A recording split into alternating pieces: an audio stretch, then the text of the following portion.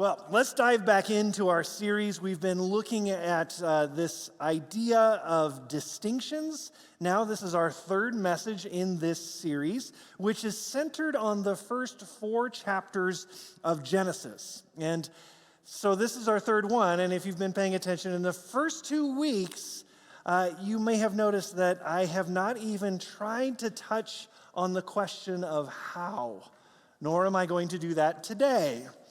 You see, in Western scientific tradition, we have become obsessed with how when we look at the creation story or if we contemplate the universe's beginnings. How did the world begin? How did it happen? How long did it take? Did God use evolution or not? Those are all good questions. They're all fine questions. I think that God gave us minds intentionally for us to use them. But it's unfortunate that how is where we go first, because how questions are not nearly as important as why questions. For example, imagine somebody out of the blue gives you a present, and you open it up, and there's a machine of some sort in there, a machine that you've never laid eyes on before. And what do you do when you open that present and you see this machine in this box? Do you say, wow, how long did it take them to make this? Do you say, I wonder what tools were used in the manufacture of this machine? No, of course you don't do that. What you say is, what is this for? What is it? What's it for?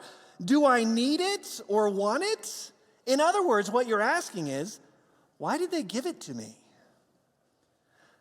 Of course, science struggles with why questions.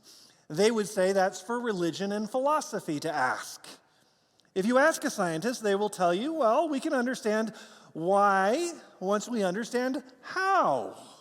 Possibly true. Or we might even say, as a scientist, we might even say the why doesn't really even matter. The only thing that matters is what is. Which I have to be honest, it would be really nice to be able to use that. If somebody were to come to me and say, why does the world exist? Well, or a better one, this is one that I get asked all the time, why is there so much pain in the world? I would love to be able to say, it doesn't matter why, it only matters what is. Wouldn't that be great? Wouldn't you like that? It's kind of a cop-out, right? But as in my surprise present analogy, understanding how something was made isn't going to help me to understand why someone gave it to me. How it all works is great, don't get me wrong. But what you really need to know about nature and about the birds and the fish and the oceans and the mountains and the trees and the animals and all those kinds of things, what we really need to understand about that is, what's it for? Why did God make it?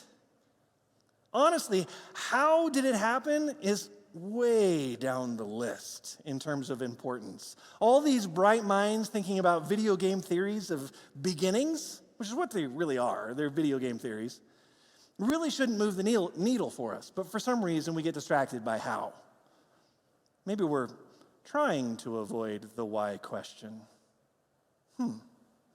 Interesting thought. So, we're looking today at this subject in a specific way because I believe that there are answers available to the why question. And that's what we're going to be looking at throughout this whole series. In fact, God wants us to know why. This is his gift to us, and so we approach it like that unexpected present. Why did he create? What's it all for? What about his creative work do I need to know that will help me to live within it better, easier, more productively? Take your ending. You see, Genesis 1 gives us tremendous answers to the why questions. It gives us tremendous information about the significance of God's work and role within it. So last week we looked at the distinction between light and dark. As a reminder, we looked at verses 3 and 4 of Genesis 1. And God said, let there be light, and there was light. And God saw that the light was good, and God separated the light from the darkness. And what we talked about is that this is the point in which God speaks, right? Revelation begins at that point. For the first time, God's will is exerted. And the first thing he does is separate light from darkness. That's it. That's all he did on the first day, separate light from darkness? As I heard one comedian quip, you try it and see how long it takes you. The first revelation of God is to separate revelation, that's who he is, he's revealing himself, from the chaos, from the emptiness, from the nothingness. That's what he does. He makes a distinction between himself and the chaos, if you will, between light and dark. And in so doing, he then makes a delineation between confusion and certainty. As we talked about, the fact that we associate light with truth, with knowledge, with wisdom, we talked all about that last week. Because light, what it does is it throws everything into relief. And because that's a basic foundational capacity of light, it brings relief from anxiety and stress as well, the two capacities of relief. It allows for certainty and resolve because I can know something. At last, I can know something. See, life doesn't have to be all about doubt and confusion anymore.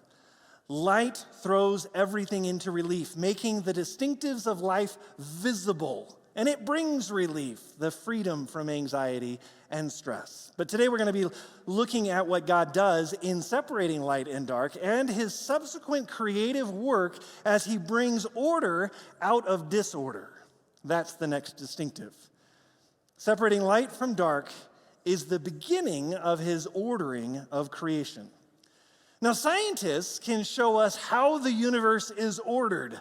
Everything around us has order to it. We can identify laws of physics because of this order. We can look at rates of decay at the atomic level, and using that, we can actually create clocks that are more accurate than the Earth's circumnavigation of the sun. But science can't tell you why it's that way. For science, it's that way because of the laws that made it that way. But how come those physical laws and not some other physical laws? Why should opposites attract? Why not opposites repel? Why couldn't that be the physical law of the universe? Well, because we wouldn't have a universe to study then, and so therefore we had to have, and it becomes a master class in circular reasoning.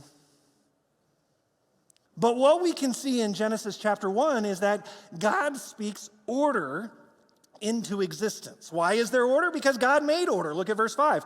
God called the light day, and the darkness he called night. And there was evening and there was morning the first day.